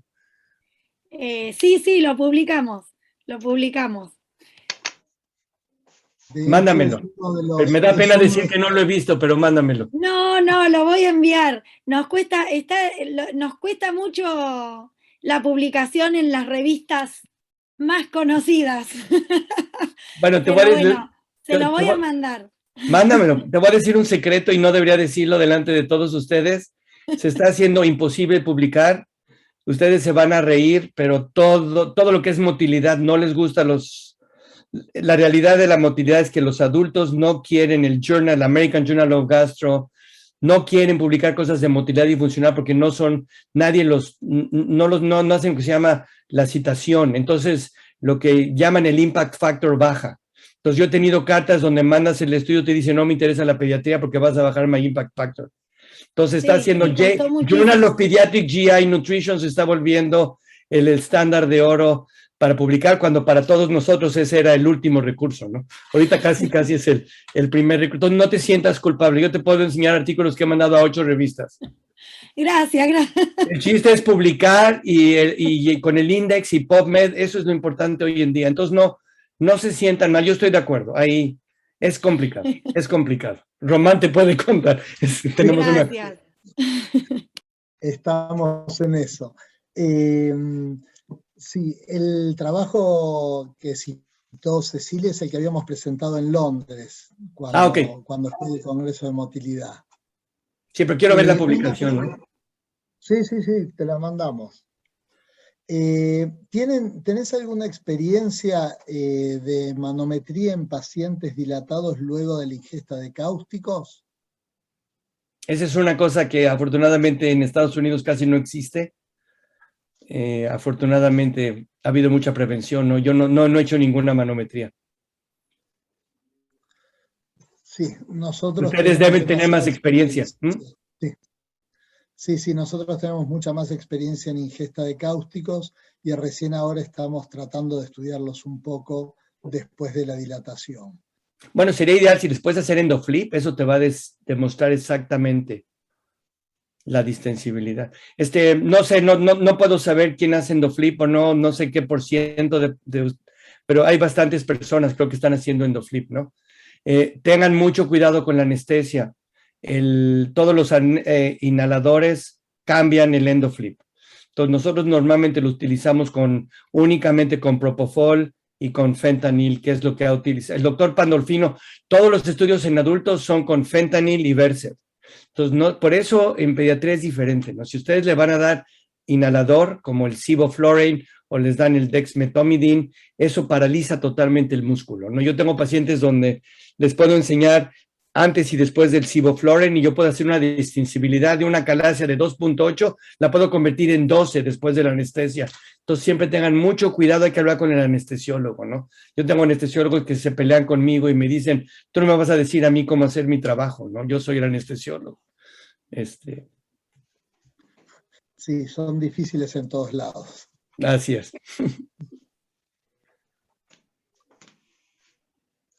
Bueno, Julián, ¿en el chat hay algo más? No por ahora. Excelente su plática, doctor Nurko. Para nosotros es un más que gran placer tenerlo aquí presente hoy. Yo le quería hacer una preguntita que siempre me generó una inquietud. Con respecto a la impedanciometría, usted sabrá que en adultos muchas veces la ubicación del catéter requiere primero una manometría esofágica y en pediatría se suele hacer mediante fórmula, corroborándolo con una RX. ¿Usted cómo lo hace y qué piensa al respecto? Estás haciendo la cosa real, ¿no? Nosotros lo hacemos exactamente como dijiste tú, con radiografía y la fórmula y ver. Y el problema es que nosotros tendemos a ponerlo más alto que bajo por el problema. En pacientes con la hernia, con la fístula traqueoesofágica, tienen que tener mucho cuidado de no dejarlo en la hernia yatal o en la parte del estómago que está arriba. Y yo hago muchas impedanciometrías después de la endoscopía y yo utilizo fluoroscopía. Entonces ahí es más fácil porque yo ya sé dónde está la unión y sé más o menos dónde ponerlo y con la fluoroscopía sé cómo adaptarlo, ¿no? Entonces ni siquiera uso la fórmula, ahí lo hago con la radiografía, con la fluoroscopía. Pero sí estoy de acuerdo contigo, nosotros no usamos presión para saber, en pacientes en general. Ok, muchas gracias, doctor. Acá llega una pregunta al chat y nos pregunta la doctora Renata, dice, ¿qué protocolo usan en niños pequeños, sabiendo que en adultos, en Chicago 4, pide por lo menos 10 degluciones para tener un valor? ¿Cómo hacen los niños más pequeños? Bueno, depende la indicación. Si el niño no tiene problemas de deglución, yo trato de hacer 10 también. No hago 5 mililitros, o sea, lo hemos adaptado. En niños menores de 6 meses en general, les doy 1.5 a 2 y veo cómo lo funcionan. En niños un poquito mayores llegamos a 2.5, 3 y ya en niños mayores de 2, 3 años les puedo dar los 5 mililitros, ¿no? En pacientes que aspiran, a veces les hago 2 tragos nada más. Digo, no se trata de mandarlos a la terapia intensiva tampoco, ¿no? O sea, les hago 1, 2, 3. No se les olvide que cuando ustedes los mandan a bario y les hacen el estudio de video fluoroscopía, ahí les dan de comer y se mete el bario al pulmón, ¿no? Entonces, yo les explico a los papás que es parecido, pero tampoco trato de hacer 2 o 3 hasta que yo sé que tengo suficiente y luego paro, ¿no? Pero no hay estándares, estoy de acuerdo, tienen toda la razón. Si hacen 5, bueno, ¿cuál es la peristasis normal, anormal? Hay mucha subjetividad, entonces lo importante es ver si hay peristasis en la mayoría, no mayoría, pero no pueden usar los criterios de Chicago. Chicago no se puede usar en funduplicatura, no se les olvide, no está hecho para postoperados tampoco, ¿no? Samuel, otra pregunta. ¿Es indudable la diferencia que hay entre la manometría convencional con la alta resolución para determinar desde dónde hacer una miotomía en una calasia? ¿Es ventajosa la manometría intraoperatoria o sería suficiente una buena manometría preoperatoria? Es una muy buena pregunta. Nosotros no utilizamos la manometría intraoperatoria. Hay estudios que muestran que es útil, nosotros no lo hemos utilizado y tienen que tener de nuevo cuidado con la anestesia que le están dando al paciente, ¿no? Una buena manometría preoperatoria es lo que necesitan de alta resolución, ¿no? Bien. Tampoco usamos manometría en la funduplicatura. La única vez que hacemos algo es el endoflip antes y después del POEM. Cuando hay miotomía quirúrgica tampoco he hecho el endoflip, ¿no? La doctora Amanda Varela quiere hacer una pregunta. Sí, le quería hacer una pregunta. Me parece interesantísimo. Nosotros estamos haciendo manometría de alta resolución, por ahora endoflip, tal vez próximamente, pero yo le preguntaba para muchos lugares alejados, pueblos o ciudades alejadas donde no pueden llegar a hacer estos estudios. La correlación cuando se sospecha una acalasia, de hacer el test de vaciamiento esofágico con una sustancia de contraste, ¿qué valor tiene como primer estudio cuando no se puede acceder en primer lugar a una manometría? Es una pregunta muy importante, pero yo estoy de acuerdo. O sea, el estudio variado con imágenes tardías a los 3 minutos ahorita se ha mostrado que es predictivo de la presencia de problemas de la unión esofagogástrica. En niños mayores sí dan pueden dar inclusive una tableta, pero los estudios en adultos que han correlacionado manometría con endoflip y con vaciamiento y con radiografía muestran que la imagen a los 3 minutos y la columna son predictivas de quién tiene realmente problema. Entonces yo creo que en pacientes que no tienen otro acceso, la radiografía es la manera, o sea, si se ve como acalasia, huele a acalasia y parece acalasia, no realmente necesitan una manometría, ¿no? Excelente, doctor. Acá nos llega otra preguntita al chat. Dice el doctor Sebastián, nos consulta, dice, si habría alguna indicación especial de manometría pre y post cirugía bariátrica. Muy buena pregunta también. Los adultos sí muestran que hay muchos problemas. En general es más importante post bariátrico para entender los problemas, ¿no? Yo también voy a decirles la verdad, yo no hago manometría antes de la funduplicatura.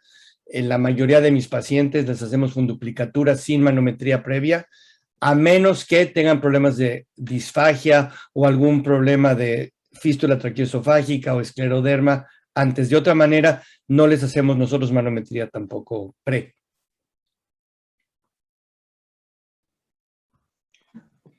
Bien. Román, no sé si tenés alguna otra inquietud del grupo de hemotielistas. ¿Alguna duda, Ceci? Sí, ¿No? en un trabajo que publicaron con Leonel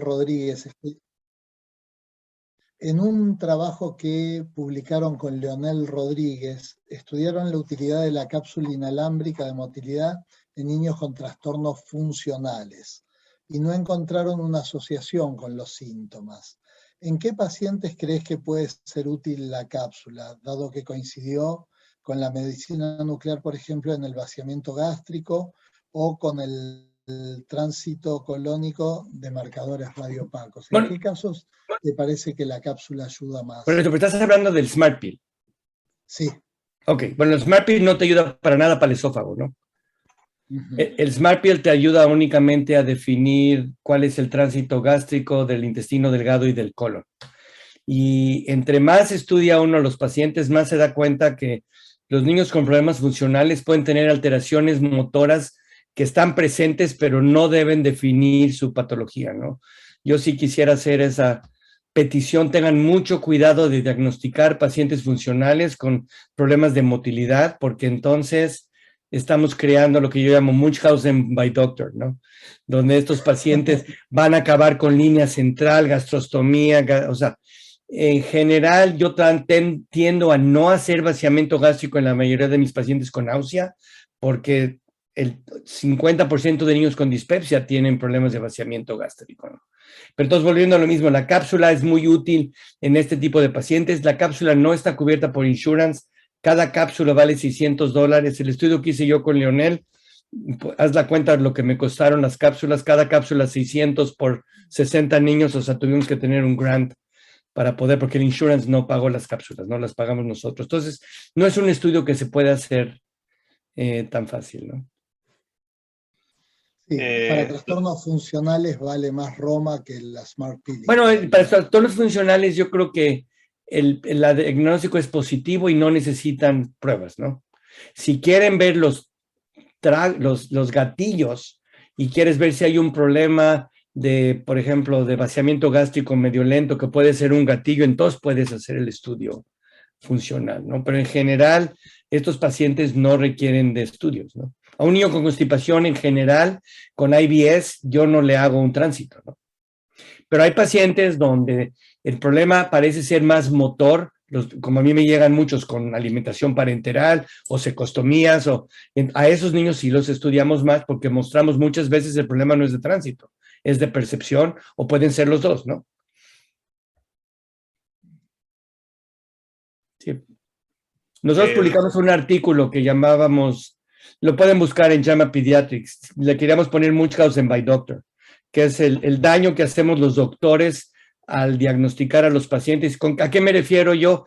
Les dan los Muscle Activation Disorder, MALS, todo lo nuevo que están leyendo, Lyme Disease, o sea, todos son entidades que pueden existir, pero en la mayoría de estos pacientes no es un problema del hardware, no. Y al darles estos diagnósticos, las familias acaban con cirugías y cosas que en lugar de problemas de tratamiento psicológico, ¿no? Creo que los motilólogos tendemos a hacer daño y ustedes no vivieron en la época donde empezó la motilidad.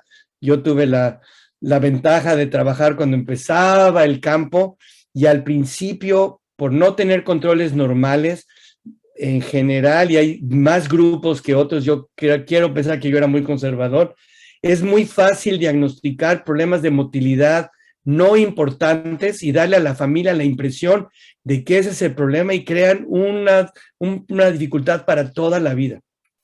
Ha cambiado un poco, pero tienen que tener mucho cuidado. Los problemas menores de motilidad no hay que sobrediagnosticarlos en pacientes funcionales porque convierten a un paciente en una desgracia de subobstrucción, ¿no? Que, no sé, veo algunas personas que están de acuerdo conmigo, qué bueno. Y yo hago motilidad, créanme, motilidad es mi vida, ¿no? Pero... doctor Nurko, con respecto a lo que mencionó recién, lo que siempre nos aqueja, ¿no? Los valores de normalidad.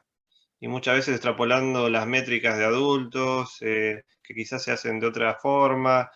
¿Cómo lo sobrelleva a usted esta diferencia para poder categorizar a los pacientes más pequeños?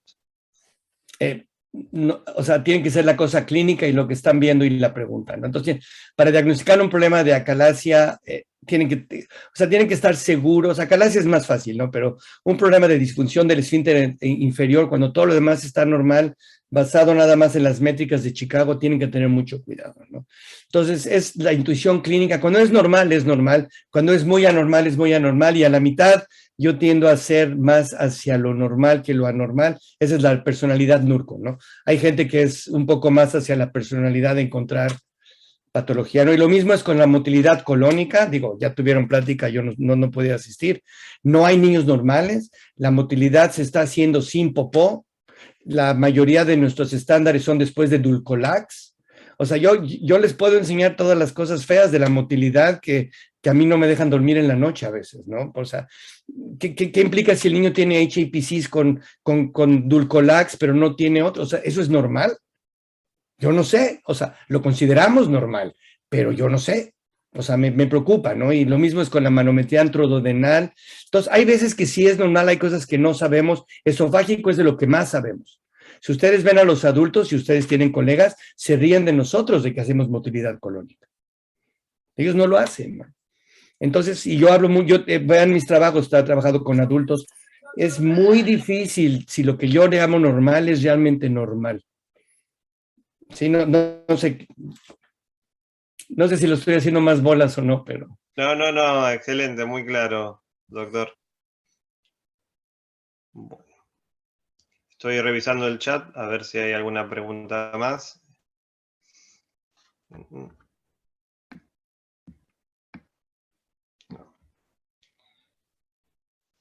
Bien, creo que no hay más. ¿Quiere hacer alguna pregunta? Bueno, simplemente agradecerte, Samuel, nuevamente. Realmente ha habido mucha gente de Latinoamérica viéndonos. Fue muy útil, fue muy esclarecedor todo lo que dijiste y más que nada te agradezco el apoyo que siempre nos das a todos los latinoamericanos. Realmente no te olvidas de los orígenes, siendo quien sos, nos apoyás siempre. Así que te vamos a estar infinitamente agradecidos siempre porque siempre aprendemos de vos. Muchísimas, muchísimas gracias. No, es un honor poder participar, gracias a ustedes. Y ojalá nos veamos pronto. Sí, esperemos que sí. Muchas gracias, amor. Órale, bye. Chao, gracias.